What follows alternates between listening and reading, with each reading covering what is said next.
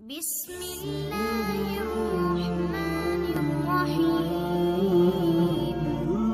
حضرت عائشہ صدیقہ رضی اللہ تعالیٰ عنہ فرماتی ہیں ایک عورت تھی اور اسے نبی پاک صلی اللہ تعالیٰ علیہ وسلم نے وہ کلمہ پڑھ کے مسلمان ہوئی، مدینہ طیبہ آ گئی تو حضور نے مسجد نبوی شریف میں اس کے لیے مکان، ایک سادہ سا کمرہ ساتھ مسجد کے بنوا دیا، وہیں رہنے لگی۔ اکثر وہ سیدہ طیبہ کے پاس آتی تو حضرت عائشہ صدیقہ رضی اللہ تعالیٰ عنہ فرماتی ہیں وہ بڑی باتیں سناتی اور آخر میں کہتی وہ ہار والا دن بھی بڑا عجیب دن تھا اور میرے رب کی قدرتوں کا دن تھا، وہ بھی بڑا عجیب دن تھا۔ سیدہ عائشہ صدیقہ رضی اللہ تعالیٰ عنہ ایک دن فرمانے لگی کہ تو ہار والے دن کا بڑا ذکر کرتی ہے، وہ کیا دن تھا؟ تو خاتون کہنے لگی اماں جی وہ دن تھا جب میرے رب پر بھروسہ اور مضبوط ہو گیا، جس دن میرا اپنے رب پر توکل اور بڑھا، میرے ایمان میں یقین میں اور پختگی آئی۔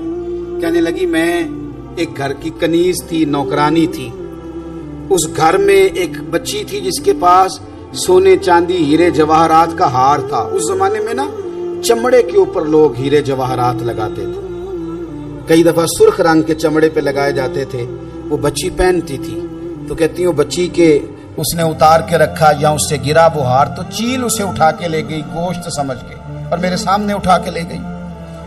گھر والوں نے مجھ سے پوچھا، یہ بخاری میں موجود ہے، گھر والوں نے پوچھا مجھ سے کہ وہ ہار کہاں ہے تو میں نے کہا چیل اٹھا کے لے گئی۔ گھر میں کچھ چوری ہو جائے تو سب سے پہلا الزام کس پہ لگتا ہے؟ ملازمین پہ۔ کہتے ہیں انہوں نے مجھے بڑا مارا، بڑی تکلیف تھی، حتیٰ کہ میری شرمگاہ تک کی تلاشی، میری عزت اتنی خراب کی میں بتا نہیں سکتی۔ میں نے اپنی زندگی میں ایک واقعہ دیکھا، ایک امیر گھر میں چوری ہو گئی، ملازم کو اتنا مارا کہ وہ چارپائی پہ پڑ گیا، پولیس والوں سے اتنی مار پڑوائی گئی کہ وہ بیچارہ چارپائی پہ پڑ گیا اور پھر وہ اتنا بیمار ہوا اور کچھ دنوں کے بعد پتہ چل گیا کہ چور تو اپنا بیٹا ہے ان کا، پھر اس کا انتقال ہو گیا۔ اب وہ سیٹھ صاحب اور گھر والے آ کے مرنے والے کے کان میں معافی مانگ رہے ہیں، کان میں۔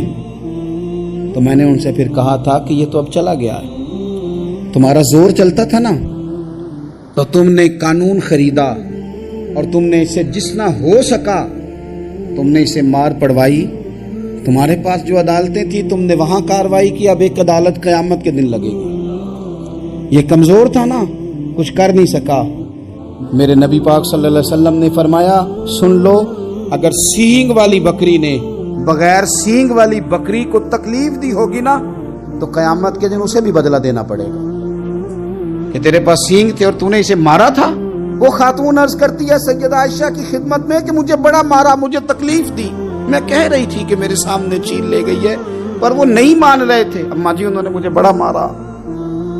حضرت عائشہ صدیقہ کہتی ہیں پھر کیا ہوا؟ کہنے لگی اماں جی جب کوئی میرا مددگار نہ رہا، مجھے تکلیف دے رہے تھے، رسوا کر رہے تھے، تو میں نے اپنے رب سے مدد چاہی،